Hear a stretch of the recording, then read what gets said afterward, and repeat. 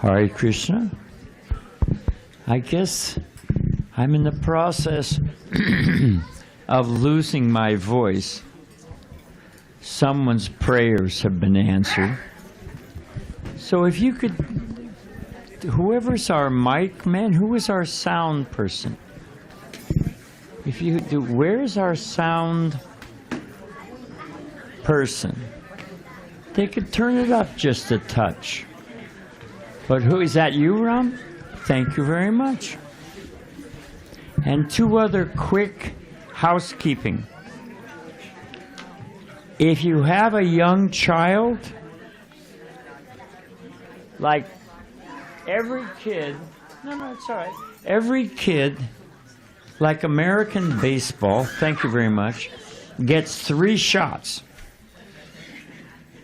And then for their happiness and the audience's ability to focus, they can play in the patio, they can do so many things.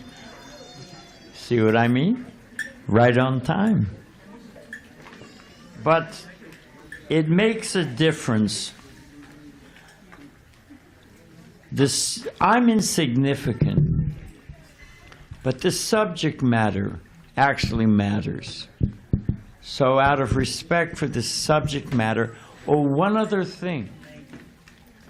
If you have a cell phone, you'll be shocked to find there's an off button. And if you shut off the phone, you can turn it back on. Will only be a few minutes here. And the bad news will still be there. You won't miss a thing.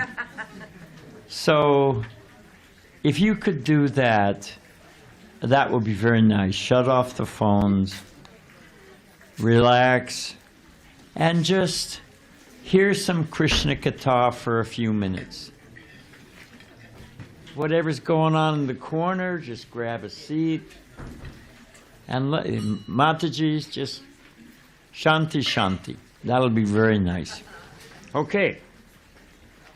Before we begin, now where's a clock? Oh, there's a clock. Because I want to end on time. So hang with me for a moment. You'll notice in these 4 corners. Do you guys need a chair? How are you going to... Where's one of our brahmacharis? Dvijamani, can you find if there's any more chairs? Yeah, just, we should put, because they're standing, and they've got a baby. They already got their hands full. Thanks.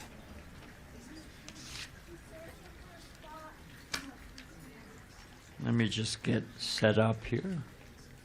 But in these 4 corners, you'll notice this motif, bas relief of Krishna. Don't film the whole thing. It's too embarrassing. I don't want to. And it's distracting. Thanks. Does that count as 1 strike? We'll give you a freebie. We'll give you a freebie.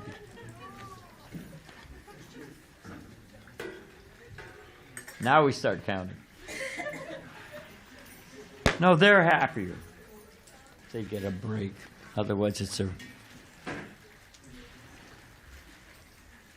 Om Gyanatamarandasya Gyanagana Salakaya Shakshushur Militan Gina Tasnari Shri Gurave Namaha Nama Om Vishnu Padaya Krishna Vistaya Bhutale Srimati Bhakti Vedanta Swami Namani. Thanks, Mataji. Namaste Saraswati Devi Gauravani Pacharani Nirvasesha Sunyavari Paskacha Desatarani Shri Krishna Chaitanya Prabhu Nityananda Shri Advaita Gadadhar Shivasari Gaur Bhakta Vrinda Hare Krishna Krishna Krishna Hare Hare Hare Ram Rama Rama Hare Hare. So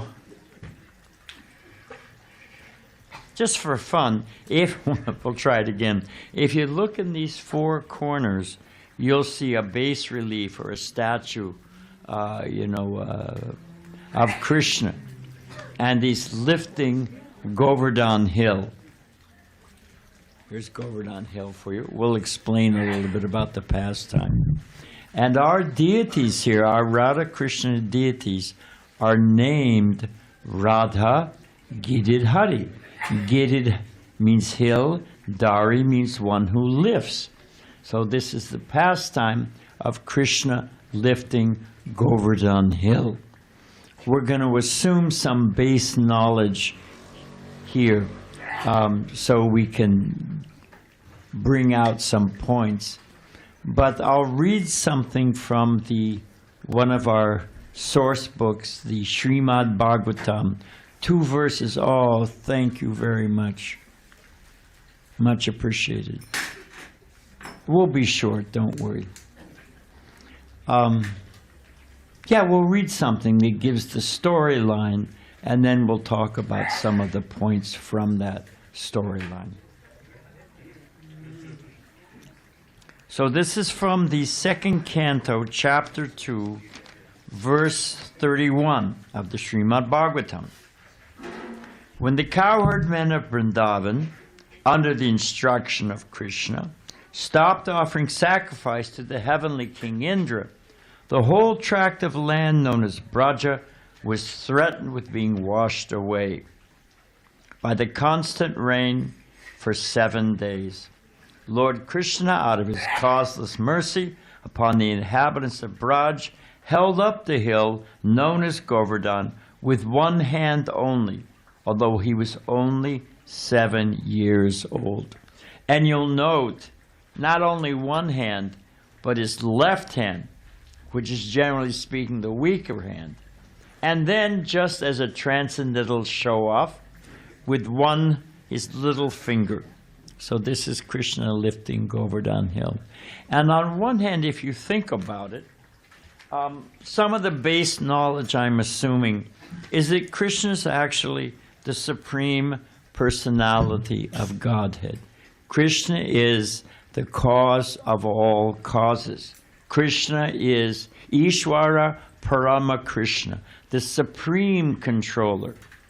Just like the president has his cabinet, and under the cabinet there's so many sub-agents, and this way the world is being managed. The government is being managed. In the same way, there's many sub-gods, small g, that are controlled. There's Varuna, in charge of the ocean. There's Vayu in charge of the wind. Surya in charge of the sun.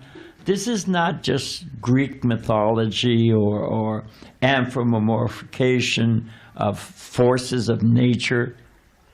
It's common sense. Anything to be well organized needs personalities in charge of it. So Krishna, however, is the supreme personality of Godhead. He is Krishna, he is God, but he comes just like there's embassies. We're going to talk about Vrindavan in a minute. Vrindavan is where Krishna appeared in this world. I believe it's still international law. If you're born in the American embassy, on the property of the American embassy, you become an American citizen. You're under American U.S. law. So that embassy of whatever nation is considered to be a oasis or a portion of that country, whether it's in Egypt or China or wherever.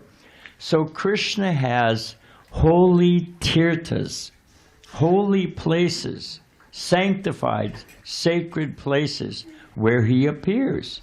And his topmost embassy in this world is Vrindavan. So Krishna, the Supreme Lord, show me God.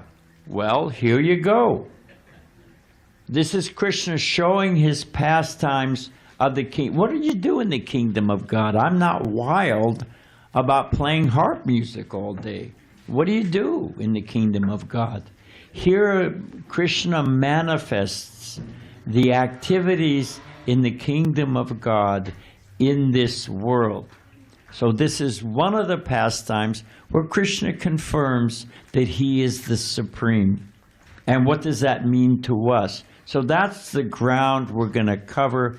There's volumes of Vedic evidence and statements by great saints and realized souls. But we're not going to take the time to go through all of that. We're just going to assume some base knowledge. So thank you for that. Oh, I should finish this. So here's the second verse. This is from the third canto of the Bhagavatam, Bhagavad Purana, chapter 2, text 33. So Krishna stops the worship of Lord Indra. In India, in so many places, they worship so many gods and sub-gods and this and that. You go to the traditional Hindu temple, and I don't mean to offend anybody, but like a good shopkeeper, he keeps a whole array of different items in the shop. You know, something to attract any customer. You know, you want to buy tires, you want to buy jewelry, you want to get a sandwich, whatever it may be, you advertise it in the window. So you'll see so many devas, so many demigods. Let's just make sure we don't leave anybody out. We got all of our bases covered. But there's actually a structure to the management of existence. There's a supreme, like I said, there's the president, there's a cabinet, there's governors, there's so many, there's a hierarchy. So there is, in fact, a supreme God, and that is Krishna. Okay, let's see. I should read the second verse. Because when Krishna stopped this jaga, this ceremony, to Indra, who's in charge of the rain, well, what was Indra's reaction? And that's what we're going to focus on in a minute. So this is describing Lord Indra, the servant of Krishna, although he forgot it, was King Indra. King Indra, his honor having been insulted, poured water incessantly on Vrindavan. And thus the inhabitants of Braj, the land of cows, were greatly distressed. But the compassionate Lord Krishna saved them from danger with his pastime umbrella, the Govardhan hill. So that's the storyline. By the way, do we know who made this hill? Anybody know? Are they sitting in the room here? Where is Sangeeta? I don't want to embarrass you. But fantastic, yeah. I mean, the cloud alone with the lightning is worth it, you know. Special effects. We got to get some sound. Oh, we have sound? All right, we'll turn it on when we go around the hill. So you get something to look forward to. It's quite blissful. Yes, so it was a team effort. Yeah, thank you very much. It's worth it. All right, so working with that baseline, let's see. And we got to cover a lot of ground, and we don't have much time.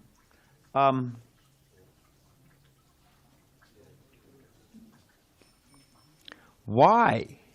Why did Krishna stop the worship of Lord Indra? What was his purpose? Oh, we have a volunteer. What was the reason?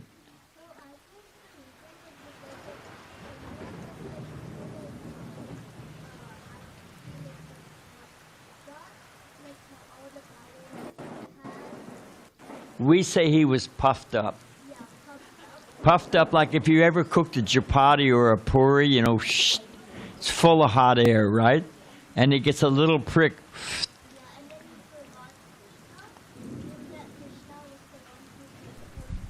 The powers? All right, we got it.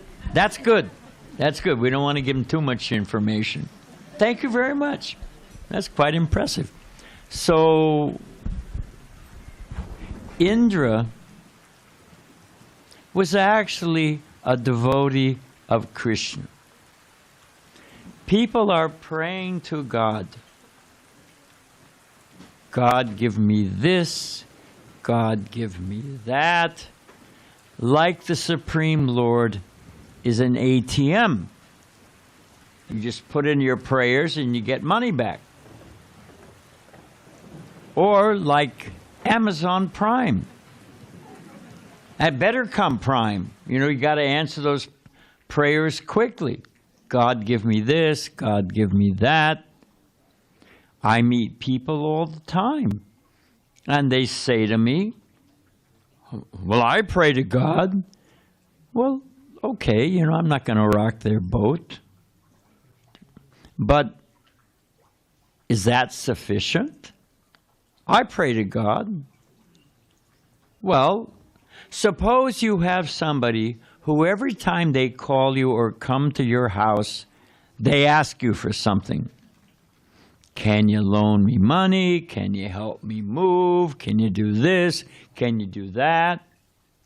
How do you feel? Now you're all saintly and pious and charitable, I'm sure. But after every time you see this person, they ask you for something, how do you feel when you see them coming up to your walkway, to your house? Or you hear your kids or your wife says, hey, so-and-so's on the phone. Are you happy to receive that call? Anyway, you don't have to answer. I'm not going to ask you to raise your hand. But, you know, you get the idea. If we're always, every time we approach God, we're asking for something. And, well, one of the prayers in the Bible, and I'm going to pick on the Hindus in a minute, so we're not going to be, you know, picking one side over the other. But they say, God, give us this, what is it? I'm not going to say the whole Lord's Prayer, but give us this day our daily bread. My teacher used to say, well, that's not really love of God. It's nice, at least you're recognizing the ultimate source of things. But God, give us this day our daily bread. That's not really love of God. It's love of bread. And as soon as bread gets satisfied, you forget all about God. Now, in the Hindu tradition, they're singing Om Jaya Jagadish Hari. And their motive is, give me a new car and a house by the sea. So I'm sure I've offended enough people already. But the point is, people say, I pray to God. Okay, good. You're recognizing the source.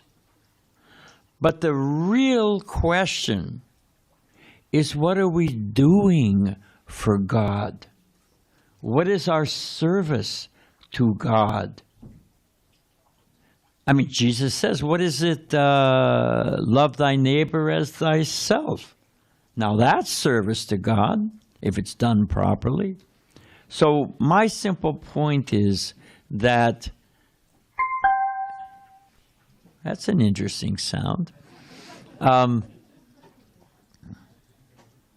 My simple point is that why did Krishna chastise Lord Indra? God's business, Krishna's business, is not the manifestation of his real love for us. Is this kid's dancing? Is not just to satisfy our wishes like an ATM machine or Amazon, and it better come Prime. What is that sound? Do we know what that sound is? All right, we're not going to worry about it. It's not a fire alarm, is it? That'd clear the room.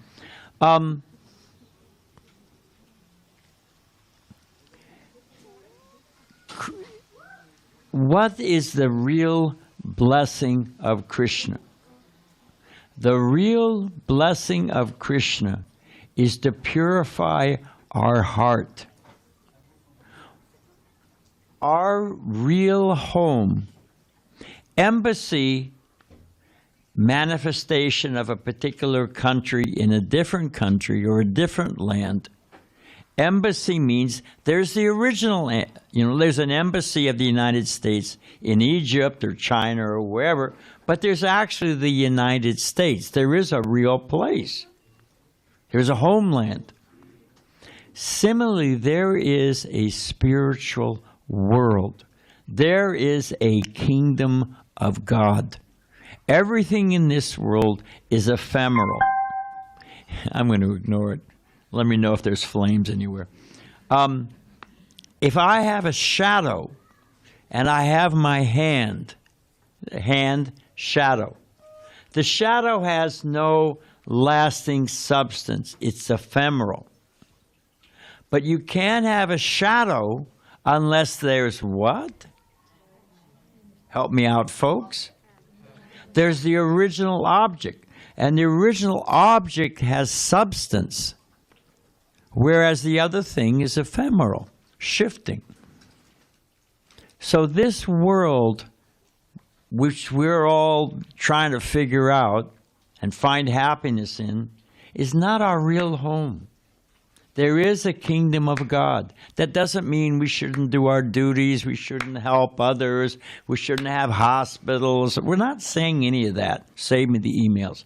But what we're saying is, this is not our real home.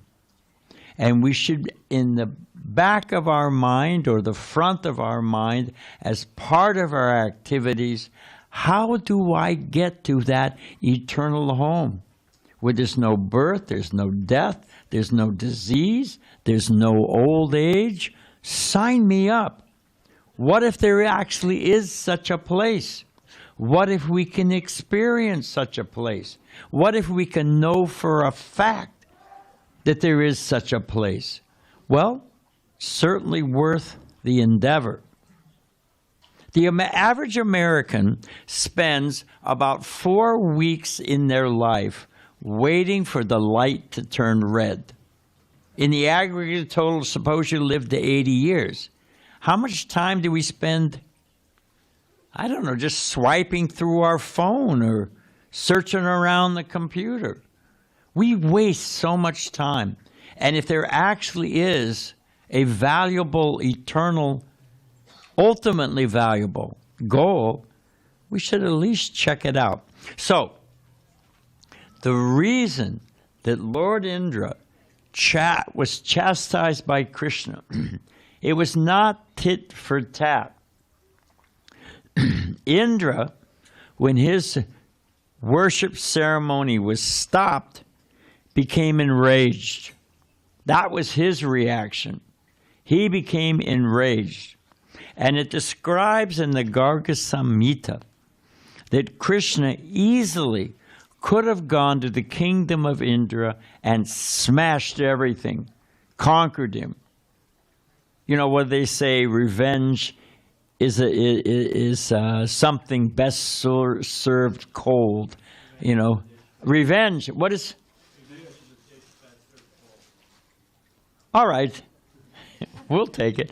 But the point is that the natural reaction of someone who's not very advanced spiritually is to become angry and to seek revenge. And there's a, I think it's an Armenian curse, let me dance on your grave. So that's not a very happy state of consciousness. How did Krishna respond when he was offended, when his beloved devotees at Vrindavan were attacked mercilessly of Indra? He didn't go to Indra's capital and smash Indra. He thought, how can I purify this person's heart? He's responding by jealousy and anger, which bewilders the mind, according to Gita, bewilders the intelligence. Krishna, the compassionate Supreme Lord who's dwelling in everyone's heart, he thought, let me purify his heart. Let me teach him a good lesson so he becomes a better person. So Krishna's business, I'm sorry to disappoint anybody out there, Krishna's business is not to fulfill all of our wave after wave of petty desire that will never satisfy us. Krishna describes in the Gita, if I throw, let me give you an example. He says lust, Krishna says in the Gita, lust burns like fire and is never satisfied. Okay? Now here's a little thought exercise. If I have a fire and I throw more fuel on it, does it burp, say thank you very much, and go out? Help me out. What happens to a fire if you throw more fuel on it? It gets bigger. It may go out, I don't want to spend time on it, but it may go out for a moment. You know, you cut off the oxygen, but then boom, it comes back even further. So burning desire, I want this, bigger, bigger, better, better, more, more. You're never going to be happy. It doesn't work.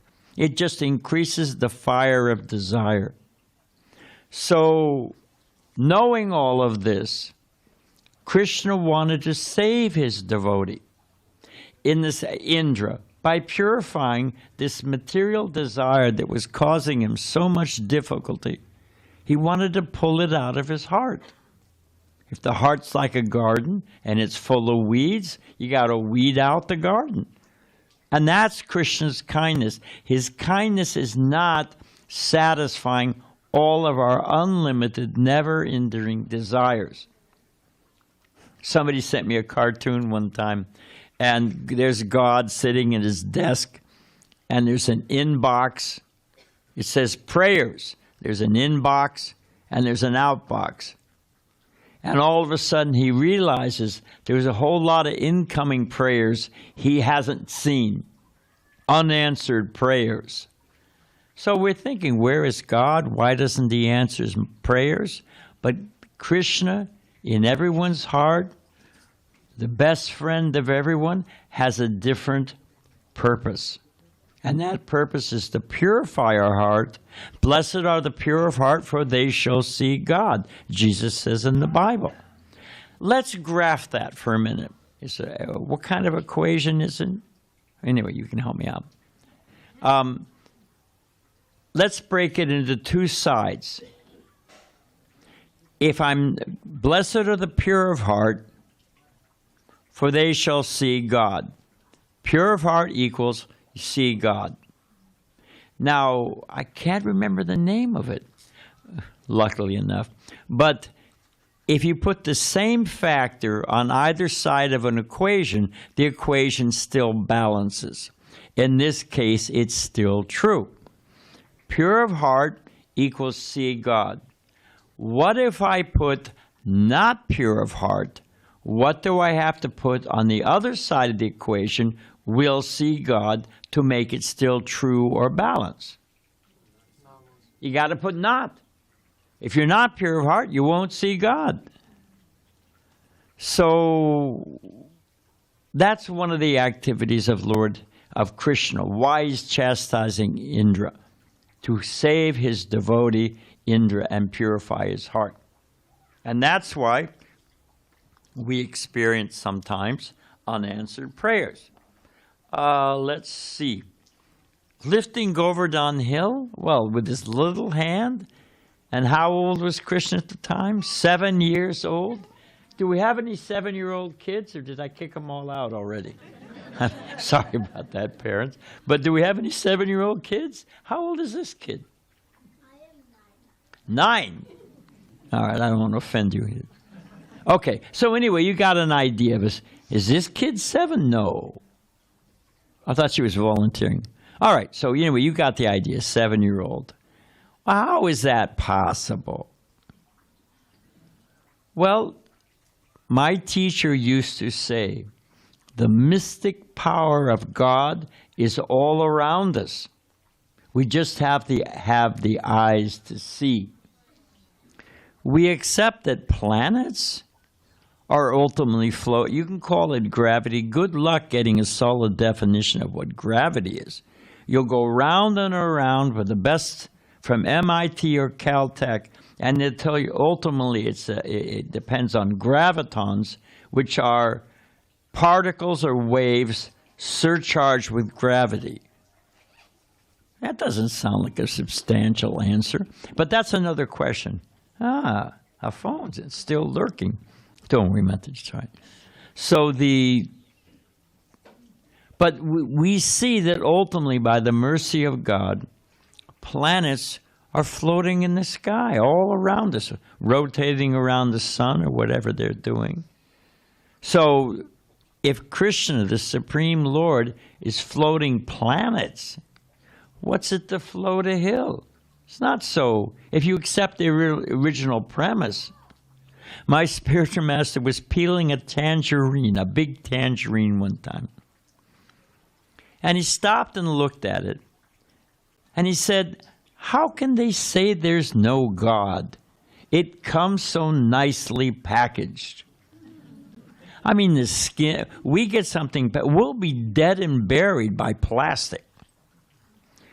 But a tangerine comes nicely packaged. The skin, you can even make it into a jam. You know, you can grate it up, put it in nice halva. You can do so many things with it. You can throw it in the ground, a little compost. We make plastic. Krishna makes a tangerine skin. Huh? Who's the better at the game?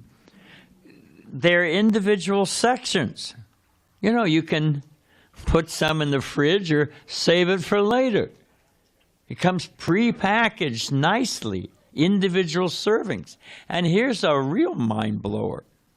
In every tangerine, there's seeds that you can put in the ground that will grow a tangerine tree with hundreds of tangerines for generations. Try that, Mr. Biologist, in your laboratory. Make me a tangerine, you know. Anyway, so where was I going with that one? So that Krishna lifting Govardhan Hill, if we actually step back, here's another one. It rained in San Diego the other day, and it was not even a 16th of an inch. I think it was 1/32 of an inch. And it covered all of Southern California. Hey, let's be conservative. Forget San Bernardino, LA, Orange County, Imperial County. Let's just take San Diego County. I have a friend who has a PhD in statistics. This is what he does with it. He figured out, okay, what is the circumference of San Diego County? And he figured, okay, to cover that circumference of San Diego County, surface area of San Diego County, with 1/32 of an inch, to do that, how much water would it take? How many gallons? And there's a fixed rate for a gallon of water. So you can figure out how much that water that covered San Diego County, a 16th of an inch, you can figure out how much that weighs. And lo and behold, it weighs billions, with a B, billions of tons of water. Now, if I were, by practice of yoga and having some mystic cities, if I could float this glass of water, Om Shanti, Shanti, and it up it went, and it floated over to my mouth and poured in. I mean, I think many of you would be impressed. Oh, some people would say, oh, he must be Bhagavan, the Supreme Lord. Hey, you can float a glass of water, fine, you know, it could come in handy. It's a house trick that would come in handy now and again.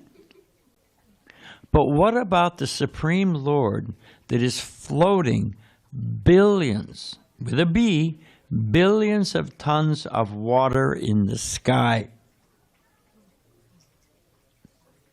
That's mystic power. I could go on and on with the examples, but we need to get close to an end here. But my point is that if we have the eyes to see, the mystic power of Krishna, of God, is all around us.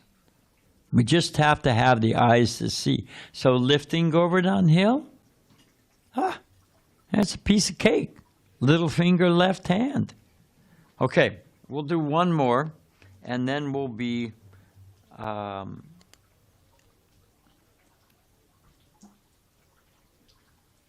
let's take one example. I wanted to go through a few more, but we started late. What are some lessons we can learn from Indra? What is the result of envy and pride and jealousy? How does that all turn out?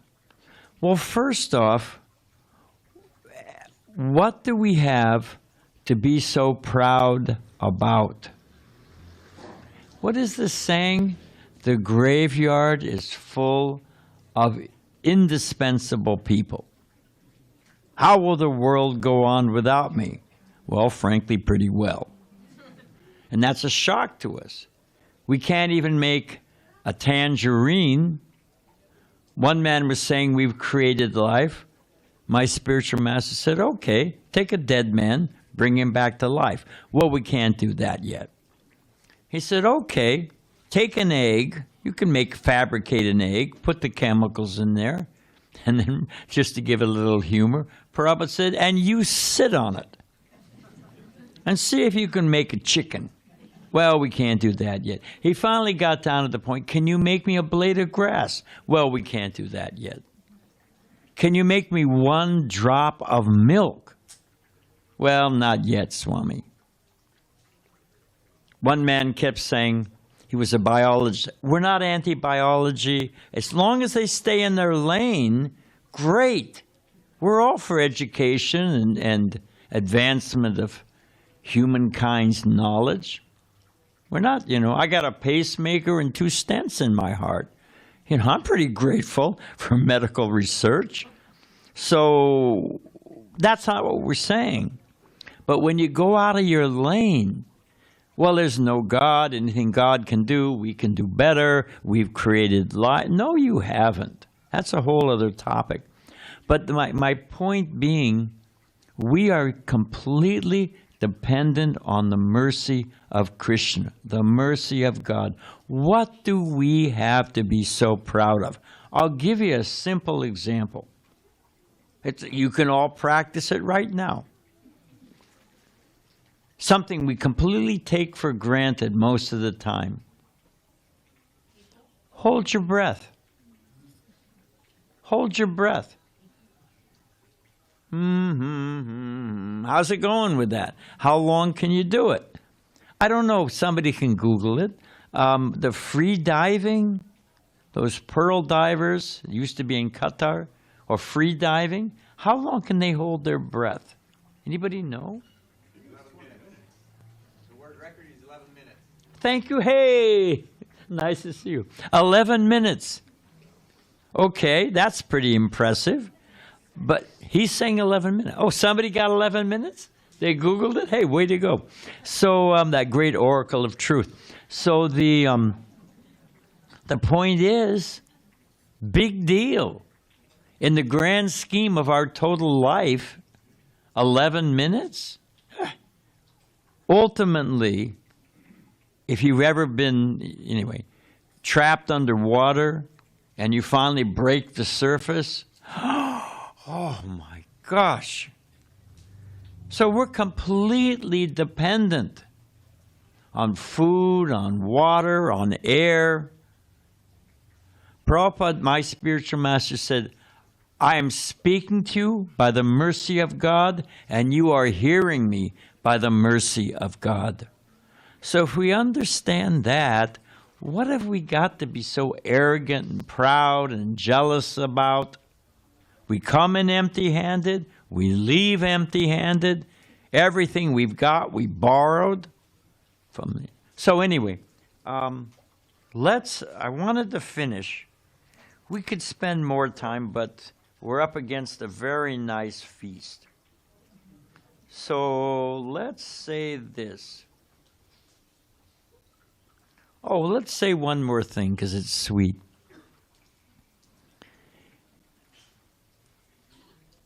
The opposite, the way this pastime or Lila ends is that Lord Indra realizes that his arrogance, his pride, his challenging the ways of Krishna. We're almost, no, it's all right, we're almost done. You can go or stay as you like. I think she wants out. Tell her I'll be done in a second, I promise. So the value of forgiveness and admitting it when we're wrong. I mean, it's tough. People, I mean, I can speak for myself. You think I'm arrogant now, you should see me in my natural state. So, sometimes it's hard to say we're wrong. But the benefits of admitting it when we make a mistake, it is such a burden off our back. So Indra realizes his mistake and he comes to apologize to Krishna. He asks Lord Brahma, those who know the Vedic cosmology, Brahma's above Indra. He's the top, he's the father of the grandfather of all creation, as a servant of Krishna. Ishwara Parama Krishna, Brahma says himself. So Indra goes to Brahma. I've made this big offense. What do I do? And Brahma advises him, well, you probably upset Krishna because you've attacked his devotees. You tried to kill them. So you better take someone along with you. So Lord Indra takes Sarabi, the cow from the heaven planets. So Sarabi goes, and Lord Indra hides behind her. So Sarabi goes first. Krishna becomes a little... Of course, we know Krishna's real purpose was to teach Indra a lesson. But the point is, the Garga Samhita says this, and Prabhupada references it, that if we offend Krishna, we get Krishna's mercy via his devotees. We should serve his devotees, go via his devotees. If you want to become dear to a big person, you become a friend of that big person, someone who's dear to them. You offend, I don't know who's big these days? I don't know. I'm trying to think of somebody that doesn't offend somebody else. Anyway, let's pick someone who's long gone. Suppose you offend Rockefeller. Millions of dollars, billions of dollars on today's scale. How can you approach him? Who are we? He's behind in his gated community. But if you become a friend of Rockefeller's son or daughter, they'll bring you to the house, they'll introduce you to him. You're nice to his son or daughter, he'll be nice to you. The whole dynamic changes. So if we serve Krishna's devotees, it's one of the best ways to get Krishna's mercy. So we're going to end there. Now, what we're going to do, correct me if I'm wrong, Balaram, but we're going to circumambulate the hill now? Yes? No? Yeah, Dainiti is going to bring out Govardhan, and then he's going to do an arti, and then we're going to circumambulate. All right. So I wanted to mention that going around this representation of Govardhan Hill. Govardhan Hill actually has, in Vrindavan, the original Govardhan Hill, has the Chatur Dhams, Badrinath, what is it? We've got Dwarka. No, not the 4 mountains. It's also got all the important mountains in the Himalayas. But the Chatur Dhams, north, Dwarka in the west, Jagannath Puri in the east, Badrinath in the Himalayas, and Rameshwaram at the tip. So when you guys go around this hill, hey, you made it just in time for the hill. Very nice. Thank you. Going around Govardhan Hill is the same. When you here in this room go around Govardhan Hill, you actually get the same benefit of going all around the 4 Chatur Dhams of holy tirthas, holy places in India. Also, all the holy mountains, Badrinath, Kedarnath, the Kailash, there's so many, that are in the Himalayas, which great sages and rishis take shelter of, those hills are also on Govardhan Hill. So when you go around this hill, you're getting the benefit of visiting all the holy mountains, all the 4 main holy tirthas, so many things. So please, don't miss going around the hill. Well, there's so many issues. I don't know about that one, but you go around the hill and you get the benefit. Let's leave it at that. All right, thank you for sitting so patiently. Hare Krishna. The kids can come back in and